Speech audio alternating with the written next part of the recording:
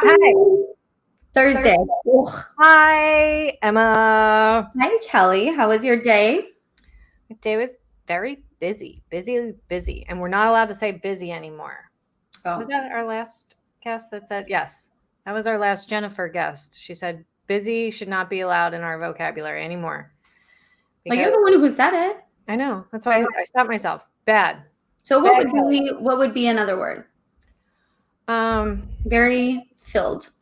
Filled with wonderful things.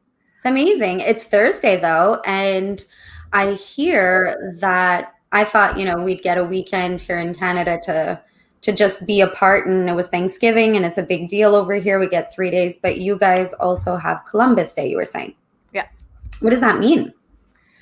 Columbus sailed the ocean blue in 1492. I know who Columbus is, but do you have a tradition in particular? I guess I should rephrase my question. We actually don't even have off of work. Pilgrim things? No, we don't do anything. Okay. What do the Canadians do for Thanksgiving? Same things the American do, minus the sweet potato pie casserole, which is a shame.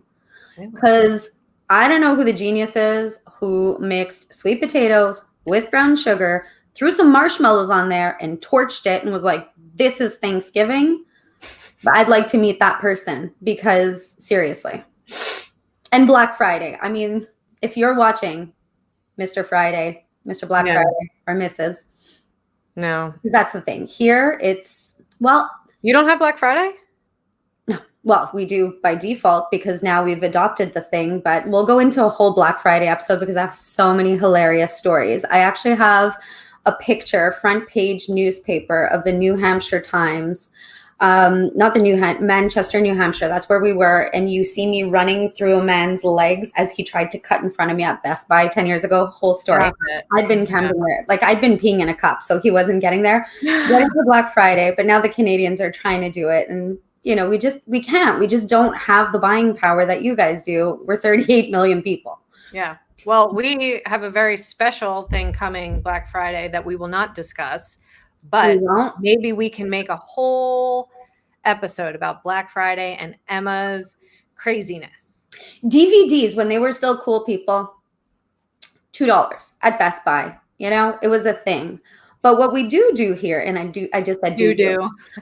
In Quebec, actually, where I live, Montreal, Quebec, the francophones, I should say, the majority of francophones, real Quebecois, don't necessarily celebrate Thanksgiving very much. But the rest of Canada, we do. So traditionally we have turkey. And so I'm Franco-Canadian. And so turkey's a thing and we do the thing.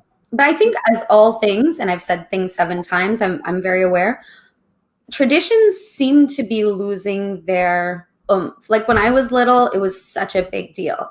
Yeah. Everyone would get together and it was such a special time, whether it was Thanksgiving or Easter or Christmas. And I feel like it's such hard work to keep those traditions going for my kids. And by the time they have kids, if they have kids, I don't know. But enough about that. That's a whole other show. We'll unpack my emotions behind traditions. I'm so excited for you to meet Dr. Robin Buckley. Well, before we do that. Oh. Merry Christmas. Thank you. Are you gifting me the gift of me doing a workshop with you? Yeah. Is that what that is? I'm gifting you a banner. Oh, thank you. Very kind. Yes. I guess Kelly wants me to tell everyone that we still have a few spots left. And before I say that, I should say we're back. So we gave y'all the summer off. You had a couple months to chill out with the family and enjoy the summer and the barbecue and all of that. And so did we. But we are back with our Mindset Reset workshops, which are at 10 a.m. Eastern Standard Time every Sunday. And she's saying Merry Christmas because they're free. They've been free since the beginning. They will always be free. And before you shake your head and you're like, oh, it's free, what is all this about? We really dive into the rules of the mind, all of the stuff that we talk about all the time. Subconscious, limiting beliefs, if you're not sure what that is, how childhood trauma could be, causing you to hold on to this weight for whatever reason. We go through all of that, the rules of the mind, how to upgrade your mindset, how to talk to yourself, to just have a more positive outlook on life, how to upgrade your inner child. And The second hour is an actual live hypnosis session, which we help you identify the limiting belief of, what's behind this protective weight. The workshop is free. Just come hang out with Kelly and I. Cup of coffee on a Sunday morning. We're back, and we have a few spots left for this Sunday. Where should they go if they want to know more? They should go to our website, which is right up top in the corner.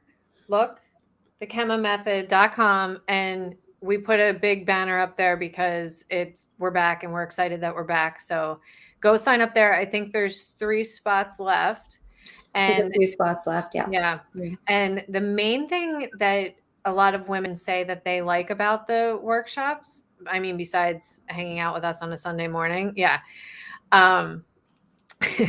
is that you get my onesie. You get the feeling of like finally finding people that are like you. Yeah. So you get to find your tribe. Yeah. You get to be with your tribe, and you get to see that there are other women struggling with the same issues that you are. And you get to go on a journey with everybody. And then you go into our Chema tribe, and then you're with us for life.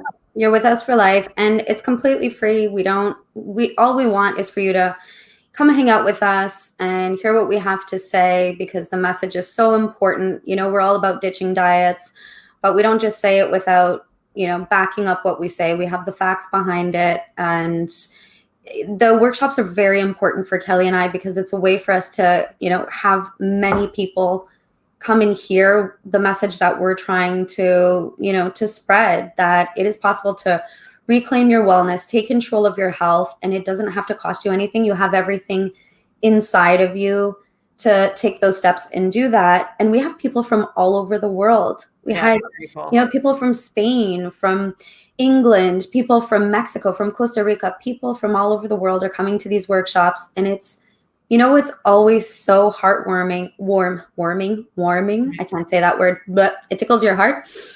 Is that the message is the same. We feel so alone in our struggles. We're so ashamed to talk about it because we feel like no one would ever understand. But when you come to one of these workshops, we all feel that way at some point in time. And so that's what's really cool. Yeah. And you get to feel lighter when you walk away. Regardless of coffee with us. And we're so fun on Sunday mornings.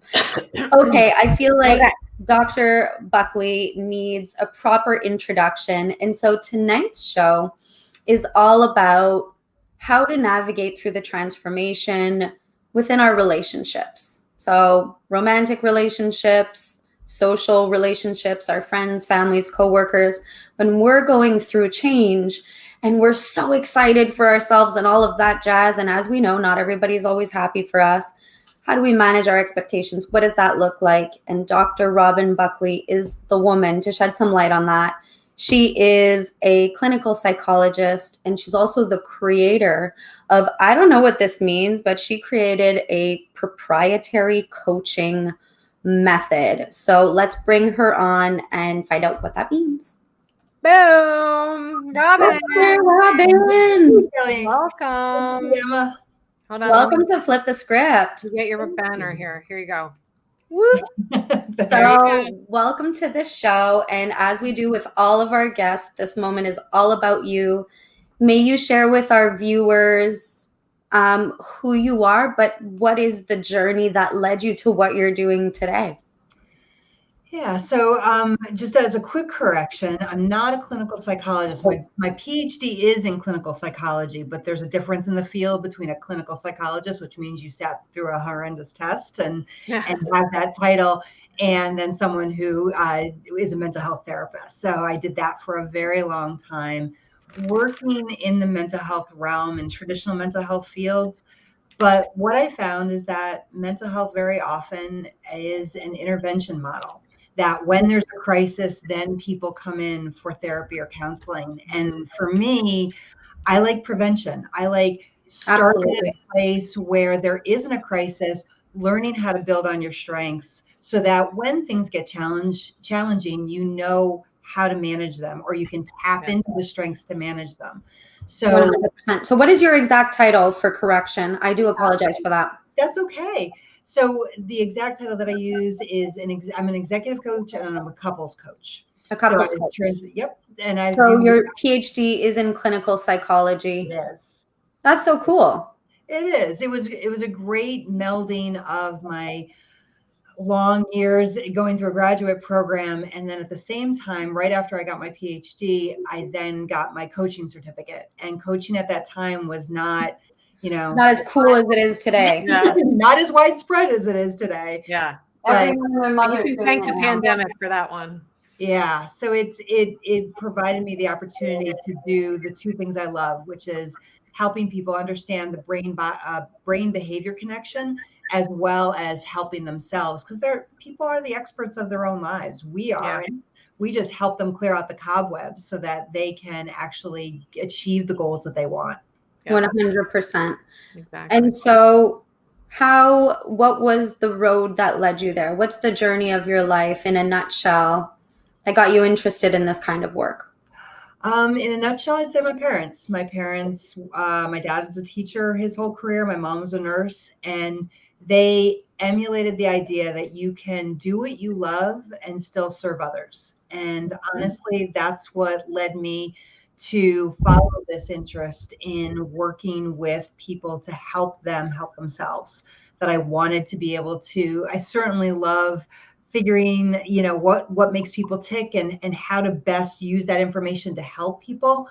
But the idea that when people stop working with me, and hopefully they stop working with me quickly because they've figured out how to take care of themselves, that, I've made a difference in getting them to the happiness they really want. And I really am honored to be able to do that work.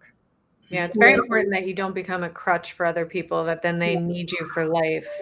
Yes, I always pause when people are so wonderful about saying, "Oh, I'm so excited to meet you because I've been going to therapy for 22 years once a week." And I'm like, yeah, that's a long time to be going to one person to try and get the answer. So red flag. Yeah, there's lots of different ways and lots of different styles that therapy and that coaching can be done. And it's finding the one that works for you in the most efficient way. Mm-hmm. Have you ever struggled with your weight? Yes, I have. Yeah, actually, I had two different spectrums.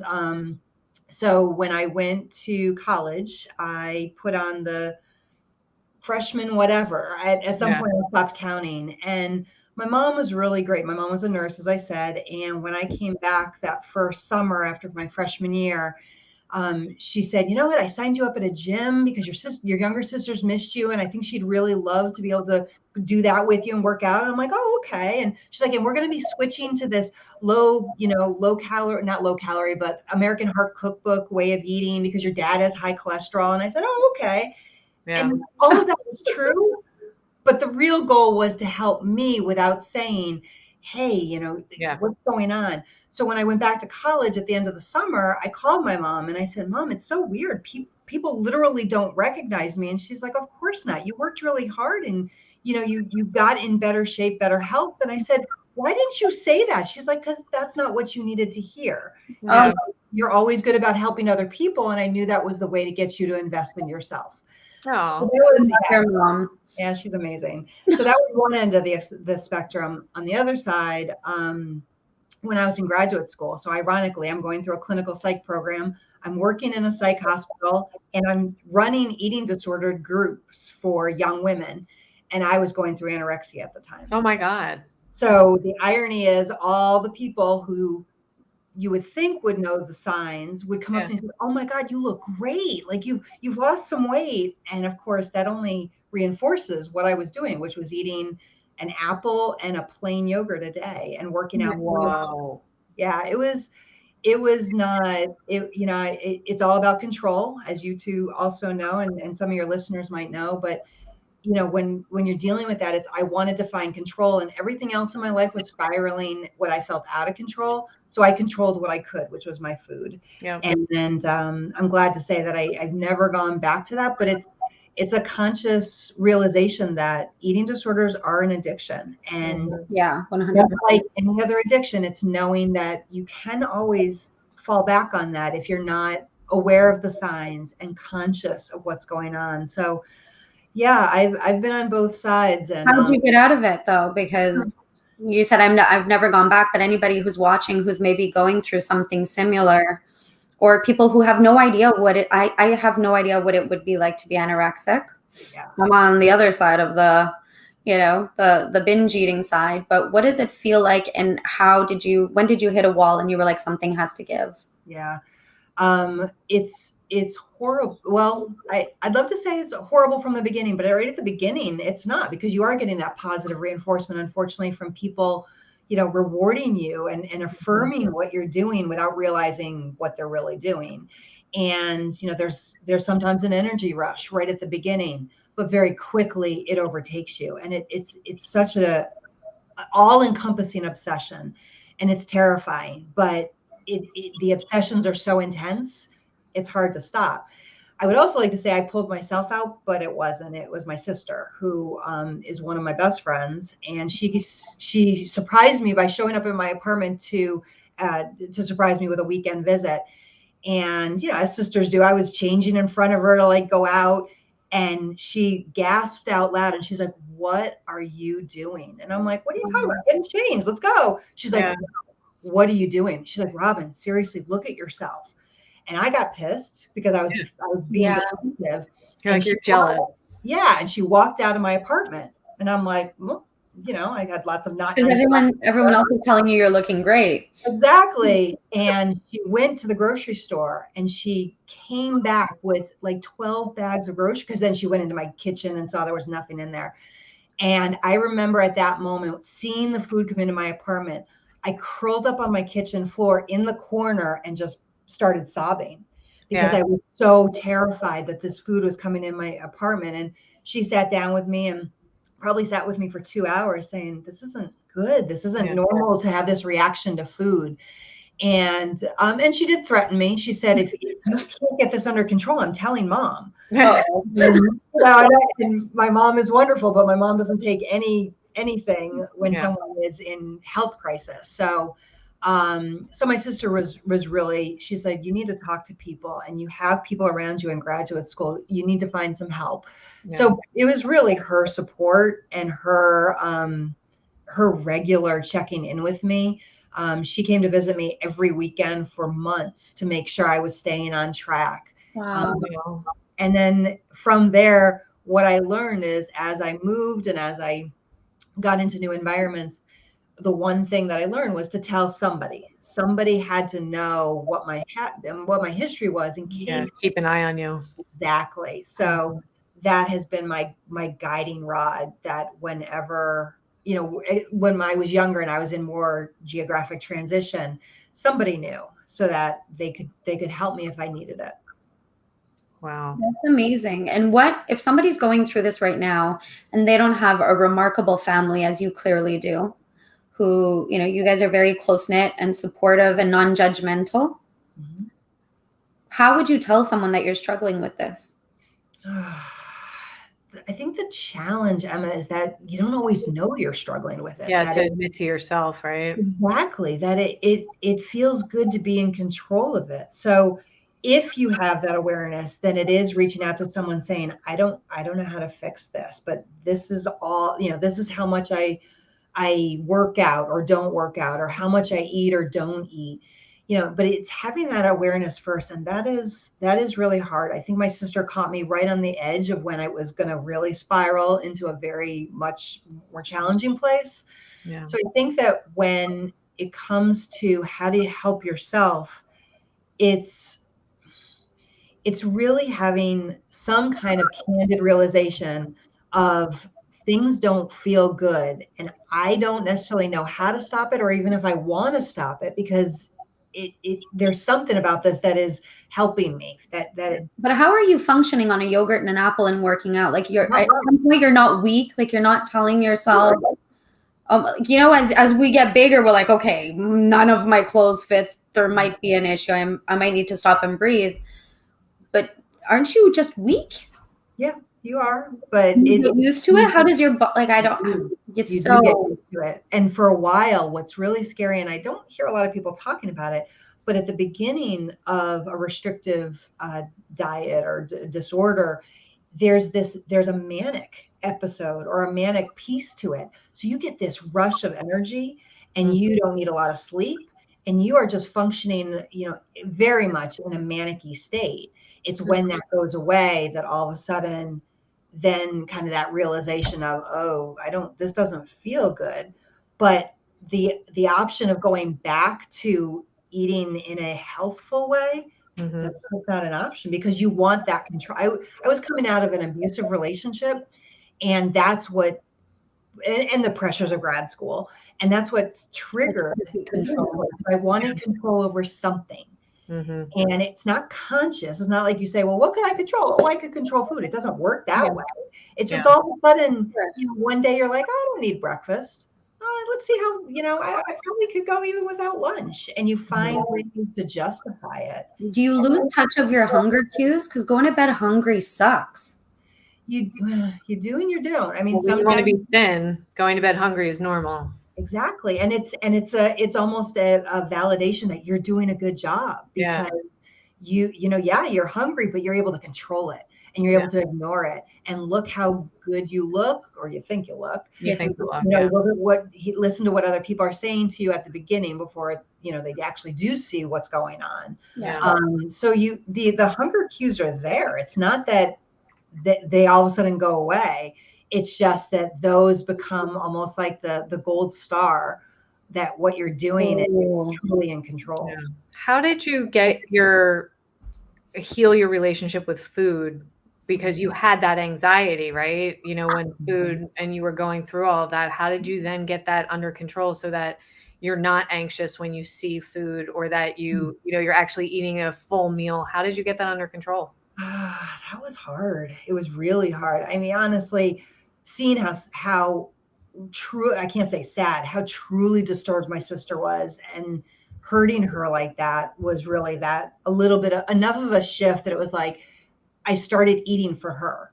That's how it started. Like, okay, just don't make her sad like that again. I mean, I said I was crying on the floor. So was she. Yeah. And, don't let mom find out and then make mom sad or angry, depending, or both.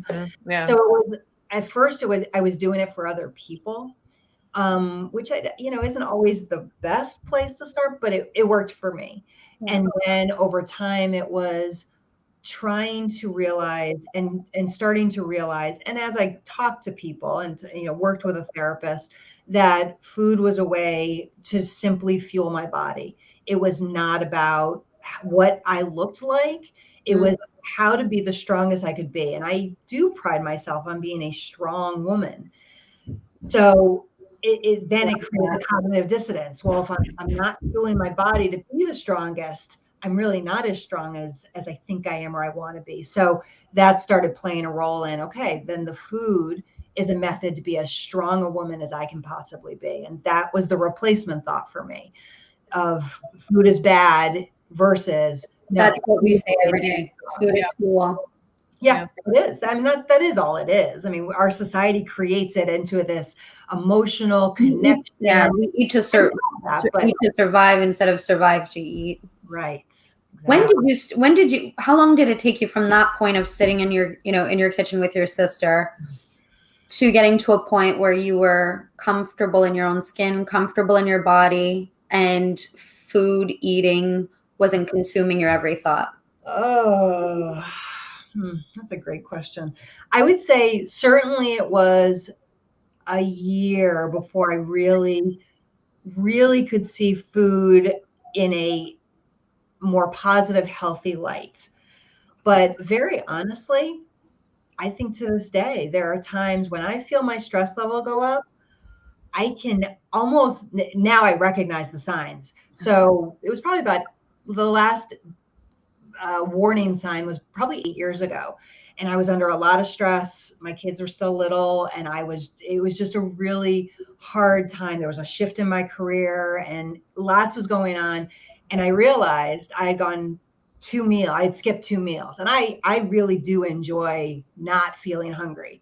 But I realized it one day, and I dragged my husband. I think he was in his office, and I dragged him out of his office. And I said, you need to know that I haven't eaten 2 meals. And he's like, okay, good to know. I'm on top of it. I will help you. And I'm like, yep, I don't know what's going on, because I didn't recognize how stressed I was. Right. And he sat down, and so it was, come on, I made lunch and come out, come join me. And so it was getting me back so I didn't get to that tipping point. So I wish I could say that it's all gone and it's all better. But like I said, it's an addiction, and it's just always being aware of what the triggers are and then what your warning signs are so you can head it off. So after I told my husband, who knew my history, had been part of my, I had seen it in part of my history because we've been friends for 20 years before we got married. It was him, acknowledging it to him, and then him saying, okay, no judgment, no, criticizing me, just saying, we know what we have to do. Now we're going to watch. Yeah. Yep. Exactly. So it's always going to be a struggle because that's just a part of you, and everybody's got to eat. We've had guests on here too that have been bulimic, and they just say, and anorexic, and they just say that, you have to eat every day. So every day it's a struggle, and that's how it's going to be. It does get easier. I mean, that was 8 years ago, and I recognized it really quick and told him, and we were back on track, with him supporting me. And then within a week I was able to do it on my own. But yeah, it's just not, it's not assuming. I when I used to work with, people who had eating disorders, I'd say to them, this is an addiction like any other addiction. And it's important to know that, because then you can understand the lifetime cycle of this. Not that you can't recover, not that you can't, be functional, but it's always something that you have to be careful of. So. I think Joshua Estrin said it really well. He says, I'm not active in my addiction right now. Yeah. Day by day. When he said that, I was like, oh, that's so powerful. Yeah. So when you responded to the Hero pitch, one of my questions was, how do we navigate, through these transformations in relationships, and how do we get on an even level playing field where our expectations are not crushed by those around us who are not necessarily seeing our transformation manifest physically, but our mindset has been upgraded. And one of the things that you wrote was, the first thing was social comparison. And I thought that was such a great point. And can we talk a little bit about that? How as humans we're designed to compare ourselves and what that leads to? Yeah. Social comparison is an amazing aspect of social psychology and psychology in general. And that idea that we look to others to validate ourselves or to make sure we're on track with things. It's not necessarily about, being jealous or ranking ourselves. It's keeping us on track of where we want to be, because we typically surround ourselves with people that are similar, in some degree to us. So if they're doing something, then maybe that's a good idea for us. But the problem with social comparison is it can do the opposite, that when we are starting to transform, then those around us are using social comparison, and it could go the opposite way, where then they're judging themselves. But it's hard to judge ourselves. It doesn't feel good. So they judge us as we're going through the transformation. So, if a person's decided, I'd really want to start eating healthier because it makes me feel better, I know it'll lower my blood pressure, whatever the goal is. Other people who aren't making that choice might say, well, come on, stop. You're being obsessive, or you're being silly. Like, you can have, 3 donuts. It's okay. And, again, yes, 3 donuts are okay if that's what works for you, but they're doing it because you are holding up that mirror to themselves. Yep. They're not really critiquing you. They're critiquing themselves, and they don't want to feel bad about their own choices. So they're going to make you feel bad about yours.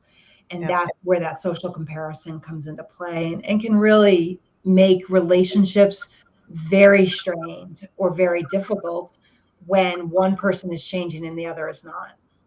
How do you navigate that then? Yeah, that's a really great question. I think what the starting point is really checking in with your own thoughts, because it's very easy for other people to influence us, particularly people we love and are close to and trust. So when someone is criticizing a choice that essentially we're happy about, we feel good about, it's going back originally to your goal. What is your goal? And taking that step back before you react, before you give in. Okay, what's my goal? My goal is to, be able to, run around with my kids and not be out of breath. My goal is to, make sure my blood pressure is at a healthy level. My goal is to, get control of my diabetes, whatever it is. And that becomes really your focal point. So it doesn't have to be that you have to defend yourself. It's just, you know what, that just doesn't work for me right now because this is really my goal. Mm-hmm. And instead of, and certainly not dragging the other, well, you should do it too. Absolutely not. It is about you and what works for you, and not some kind of justification, defense, or, group effort. It's starting with your own thoughts, in my opinion, is where it really begins. Yeah. And standing there firmly to that other person and say, my goal is X, Y, and Z, and this is going to help me get there. Absolutely. I think sometimes the use of cognitive dissonance is wonderful. So when I talk with some of my clients and they're talking about similar things, particularly in the relationship work that I do, it's, then saying to the person, and I really appreciate anything you can do to support me in this goal. Because what that does is it creates that cognitive discomfort, the cognitive dissonance in that other person's mind. Well, I can keep making my friend feel bad or making my spouse feel bad, but what does that say about me? Or I can support them as they just asked me to do. So it becomes this almost like the angel and devil you see in the cartoons. The person is trying to weigh, okay, which way do I want to go? Do I want to keep trying to convince them to go against this goal that they said is important? Or do I want to be a good friend or partner and support them and back off from my own insecurities? Yeah. There's real life struggles that come up. If you're used to going to McDonald's or any fast food joint on Friday night for date night, now all of a sudden you're popping out of the woodwork with this transformation. You're disrupting your partner's life as well. Yep. So how do you stay sensitive to their needs, their wants and desires if they're not embarking on this transformation, but remain true to your goals? Yeah, that's an awesome question. So I think it comes back to, and a lot of the work I do with couples, the model that I use is based on the business framework. So when I talk to couples about their relationship actually is the business. Yeah. And how would you discuss business goals in a business realm? And what it does is it reduces the emotionality. And it becomes more about an objective analysis of how to achieve the goals for the business, meaning their relationship. Yeah. So in that kind of situation where one is, for example, wanting all of a sudden, I work with a lot of couples where the one partner has decided, the kids are older and they want to go back into the workforce, male or female, but it's time for them to get back. And the other partner's used to coming home and the house is clean and the meal is made and everything is the way it's always been. Mm-hmm. So for those couples, I say, okay, so if you both have, some clear goals of where you want to get to, how would you discuss it with your business partner or, your manager? What would be the way you would set it up? So I suggest to them that they have a business meeting. And it's different than sitting down and having a conversation, because in a business meeting, you make sure you are very respectful. You make sure that you're talking in terms of facts and concrete action steps versus emotion and kind of coming at it from that very subjective perspective. So in answer to your question, Emma, I would say that when one person has made a decision, I really want to start eating in this way for this reason, and here's what I would like to propose.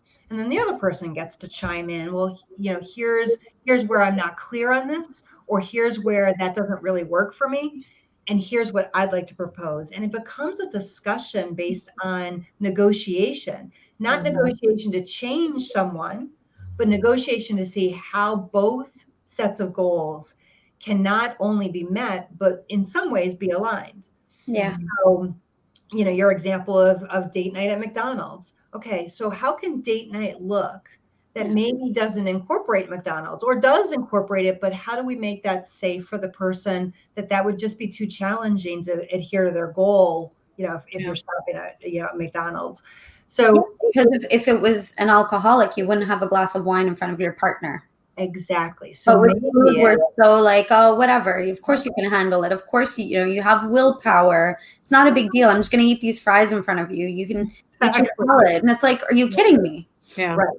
So maybe it's that the partner, instead of, that they meet at McDonald's or they go to McDonald's, maybe that partner grabs McDonald's. If that's really the fix that they want, they grab it before the date. Mm-hmm. And the date isn't focused on food. Maybe the date's focus shifts to something else, whether it's, an activity, a different type of activity, whatever it might be. But it's not, the food isn't the focal point of the date anymore. It's something about, and the focal point really is, how can we connect in a way that we both feel rejuvenated and that we both feel connected to each other? Because if we're fighting on two different levels, well, I want McDonald's and I don't, that's just gonna, that really defeats the purpose of a date night, because it's gonna create a division. So how can we achieve our goal? Because our goal really about a date night is to connect, not to create this problem. And is it really about food? Yeah. Very seldomly, right? Yeah. And so you sit down and you talk about it instead of just saying, I don't want to, disrupt this person and what we usually do. But instead you say, this may be a disruption. Let's talk about it and let's find a compromise for both of us. Yeah, I think too, my belief and my observation from working with couples is that too often we just assume things will work themselves out. And again, in business, we would never do that. We would never just assume things aren't going right in the business, so we're just going to hope it fixes itself or intuitively will fix itself. Absolutely not. We would sit down, say, this is what's going wrong, this is the potential roadblock we see coming up. I mean, that's the ideal, to prevent it. And let's have a conversation about it instead of just hoping it's going to be okay. We would never do that in business, but we do it a lot in our relationships. But what about people that don't understand business? And then you're having a conversation with them, like, let's sit down like you're in a business, and they're like, I don't even know what that means. Yep, absolutely. So I start slow. With the people that I work with, it's, tell me what your mission statement is for your relationship. And usually there's crickets going on in the background, because 99.9% of people do not have a relationship mission statement. They might have it in their brains, but they haven't actually written it down. So, and I think your point is well taken, Kelly. So how do I help them? So I say to them, okay, well, is there a mission statement for where you work or where you used to work? And of course, almost all organizations do. Okay, why is there a mission statement? Well, it helps keep us focused. It helps keep us all on one track. It lets us know what the really important values are. Okay, so why don't you have one for your relationship? And then people are like, oh, wait a minute.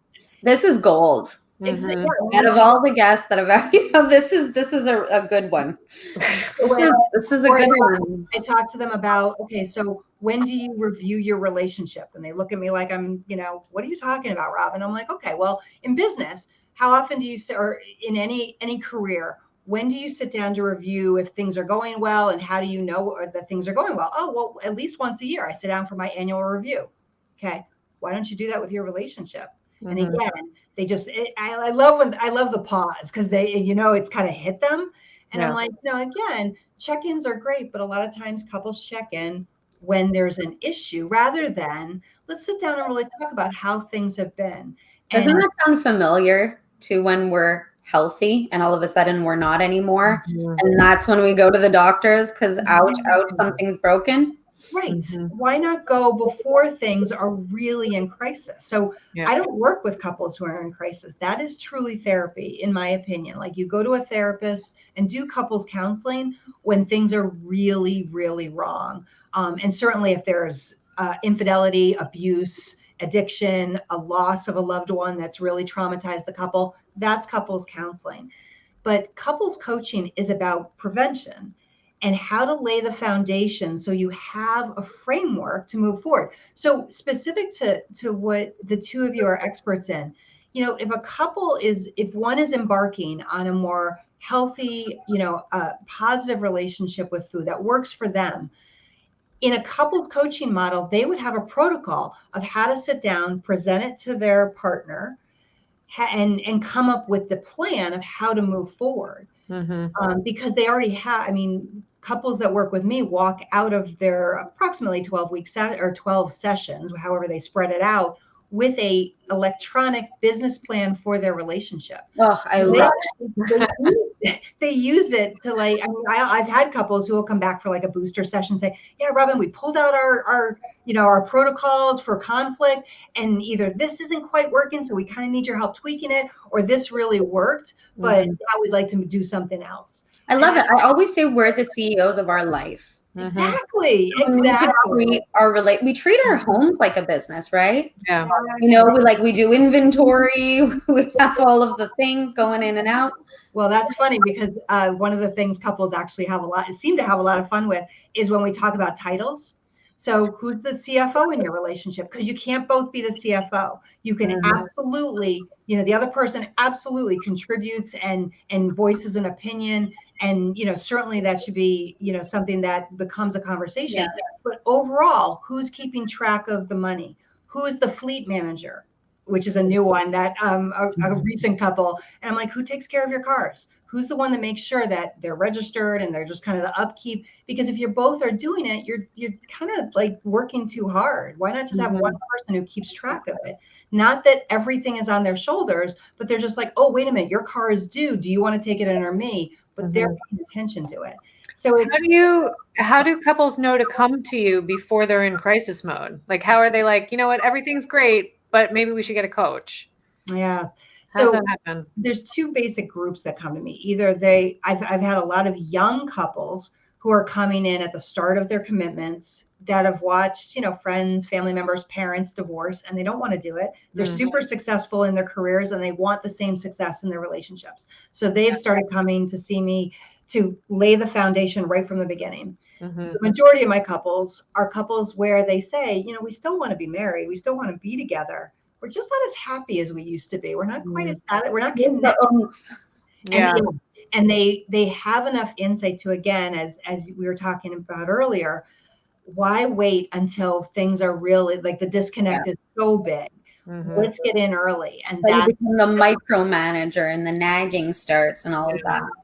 So it's great. I love because they're motivated. You can see that they still want to work together. They just can't quite figure out how to get to a place and I don't say get back to where they were, because I don't think you can go backwards in your timeline, but how to get to the place that's now going to work for them wherever they are in life. In this new season. You also mentioned that you work with high achieving women. I do. How do high achieving women, how do they navigate their relationships? Have you seen a difference in normally ambitious women versus high achieving, more driven women? I mean, how they handle their relationships and what their relationship goals are? Is it more clear for someone who's highly ambitious in their professional life to have goals for their relationships? Yeah, I think the only different, I think that for women, and certainly as a generalization, that women's lives aren't as compartmentalized as, again, many men's, not all, but many. So women, when there's an issue in their relationship, it's going to affect their work. It's going to affect, their opinion about themselves. And it's all intertwined for women, for many women. And so I think that's the similarity with all the women I work with. But when it comes to these really high achieving women, they just don't, they don't settle in any other area of their life. So they're going to be damned if they're not playing. They're like, nope, this is not working for me. I do not like this. And I'm not just going to hope that it gets better. Again, I don't think either way is wrong. It's just that these women are just used to, they're in charge of so much in every other area of their life. They're just not going to sit back and want to be driven in a relationship. Yeah, they see a problem or they see a situation and then they take action. And do they look more for a partnership, or do they look more for relationships in which they can be the alpha? I think that my experience has been they want a partner. They want someone that they don't have to lead, because they do that most of the time in their careers, leading teams, leading, organizations. So they want the partner. And actually, I take that back. I do think that there is a percentage of high achieving women that when they're at home, they're okay with someone leading a little bit more in their home life, because they're like, I do this all day at work. I don't want to think about this stuff. I don't want to manage anything at the house. Yeah, make the decisions. I'm good. That's how I am. I'm the same way, Kelly. Yes, I certainly want my input asked, and I want, but when my husband's like, oh, I'm thinking of selling our Jeep, I'm like, okay, all right, I'm good. Do I have to do anything? Oh, good, because I've got all this other business stuff that I got to take care of. So, I think there's I guess like anything in life, you can't just say it's the same for everybody. But I think with high achieving women, at least with their relationships, and even if they don't want to be in full control of it, they don't want to just assume that something magical will take care of it and fix it. So they're going to. Yeah. I love it. Is there a magical age, Dr. Robin, that, you know, maybe women who come to see you or couples who come to see you in their 40s versus in their 20s, that they're just at a level where communication and expectations just become easier, that it's less about the ego and being right and trying to prove each other wrong? That is there a point that we realize that we're just two individuals who are building a relationship because we want to, and we want to, you know, make each other better, as opposed to that ego-driven younger self that we are? Yeah. Sometimes I think it's age, and with your specific question, I think 40s and 50s are a magical couple of decades for women. Like that is where, again, in my experience and talking to other people who do this kind of work, you know, women get to those ages and they're like, nope, I'm done. I'm done serving everybody else and not serving myself at the same time. So it's, you know, again, and one of my favorite posts that I regularly refer to is, it's not about me first when I say I want what I want. It's about me too. That I'm as much of a priority as my kids, as my husband. Like I don't have to be second. And somehow that it's not selfish if I say I want to take care of myself too, not first before everybody else. But I also think it's dependent on where you are in the relationship. Because I think that you could get into a new relationship at age 50 and there's still that conflict of, but this is the way I've always done it. And this is the way that works for me. So why can't we do it this way? So I think it depends not just on age, but you know, whether you're in a new relationship at age 60, or two clients I just worked with who just got married at age 80 and they worked with me. Yeah. Right. I did work with the grandchildren of the husband, and they were talking about how they created this couple's business plan. And he was like, you know what? We're going to, you know, he and his new wife were just getting married. And he said, we don't have time to mess around. We don't want to mess up. We want this to be wonderful. And so we did. And they were so much fun because they were just like, yep. Let's get this doing so we can just use it to move forward. That's awesome. Isn't that the cutest thing you've ever heard? That's so cute. It's lovely. I think that the more that our medical technology can really make not just life longer, but the quality of life also longer. I love meeting these older couples that are like, okay, you know, I've lost two spouses or I've been divorced a couple of times, but it doesn't mean life has to stop. Love or sex has to stop just because I'm a certain age. And I think they're an inspiration to me. I like that. Sex at 80 sounds like very much my life goal. Can you tell me, in your experience, because inquiring minds, I'm sure, want to know, everyone who's watching, you can thank me later, why is it that women get this rap for nagging or being control freaks? Where does that come from? Is that really the way women express themselves? Is it the way that men perceive women to be communicating their needs? Well, we could do a whole 2 episodes on this. So the thing about women and powerful, strong women, or women who want to like express themselves, is that is not the long-term societal standard. So when you think about the 1920s, 1950s, women had a very clear role. We were passive, we were demure, we had a very specific role as nurturers, and we tended to be followers and not leaders. And the beauty of standards and norms is that it creates comfort. That, you know, okay, so that's what a woman is supposed to be, and this is what a man's supposed to be. Well, the 1960s and 1970s flipped a lot of that, and it continues as we're moving forward. It's not stopping. It looks different in terms of it's not necessarily a huge movement like it was in the 60s or 70s. Now it's just a continuous movement, but it's continuing to challenge those standards. And so when women start saying things like, you know, I don't like that. That's not how this is going to be.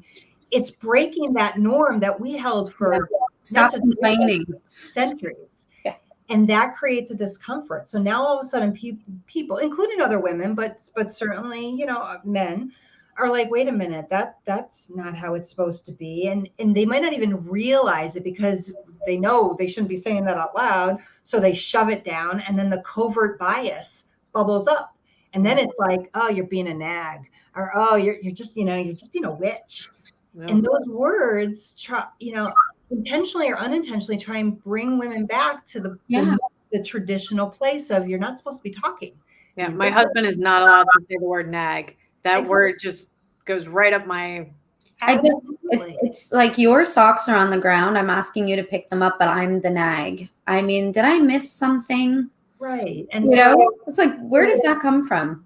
Yeah, I think it's just it's that defensiveness. Like I don't, that's not how I thought it was supposed to be in a relationship. And now you're doing this to me. Yeah. Instead of, well, if I'm a nag, then you are irresponsible. Like, I mean, it's a quid pro quo. Then it's not just me. Mm-hmm. So why couldn't it be, hey, this is what makes me happy, or this is what I want. I want the house to look a certain way because that makes me feel good, or it makes me feel calm. So I would appreciate if you could do that, because it actually makes me feel better. Like I can focus better. Yeah. Pick your damn socks up. Sorry? Yeah. Well, yeah, absolutely. And I wonder sometimes if it's the way we communicate as women that makes men feel like we're coming off as whiny or naggy. I sometimes, when we say things like I feel and I need, and they're kind of like, well, here we go with those emotions again. Probably has her period. So, yeah. That's definitely not it. Yeah, I hate that. Drives me crazy. Can we put that in the business contract? I think a lot of times we definitely can, like certain words and triggers. Absolutely. That can be covered in terms of appropriateness and psychological safety. But I think that for women, we hold a lot in. And we don't want to create conflict, because I think, again, it's a generalization. Women strive for harmony. And then when we do say something, it comes out so strongly and with a tone we didn't really mean, but we've waited, 5 times before we said it. Mm-hmm. Instead of just saying it the first time, like, that really bothers me. That makes me feel disrespected because I try and keep the house clean. So I would appreciate if you didn't disrespect me by leaving your socks on the floor. That's a whole different thing than, that maternal, like, pick up your socks. No, that's just disrespectful. And I don't appreciate that. Mm-hmm. So much to unpack. We gotta go. Okay, so oh my gosh, already? Yeah. You have to come back, Dr. Robin. We have to come back and talk about nagging some more. Yeah. I'm sure we can all use some serious couples counseling too. So we're gonna need you in life. I'm gonna keep you in my back pocket here. Absolutely. So thank you so much. Thank you for being here. And anyone who's watching the show who wants to reach out to Dr. Robin, I mean, this has been a phenomenal show. You've heard her expertise. All of her links will be on Instagram, on Facebook, her website, links to all her social. Please go check her out. She's just a phenomenal human. Thank you for being here. Thank you. Thank you for the work you do. I appreciate it very much. We're grateful for you. Have a good night. Bye.